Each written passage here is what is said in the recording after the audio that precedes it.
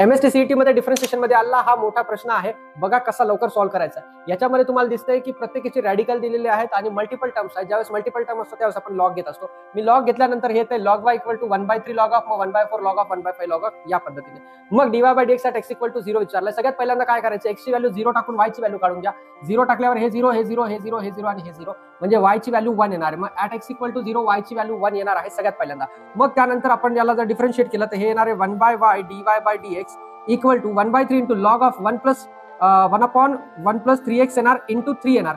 Into 3 वरती येणार 3 cut होणार. इंटू 4 वरती येणार 4 कट होणार. तर ते सगळे कट होत आहेत म्हणजे हे असं येईल 1/1 plus 4x 1/1 plus 5x minus 1/1 plus 7x आणि मायनस 1/1 प्लस 8x या पद्धतीने. आणि ज्यावेळेस मला विचारलं x इक्वल टू 0 सबस्टिट्यूट करा तर 0 सबस्टिट्यूट केल्यानंतर हे सगळे कट झाले. हे 1 प्लस 1 प्लस 1 3 आणि हे -2 म्हणजे आन्सर येतंय आपलं 1 ऑप्शन सी इज द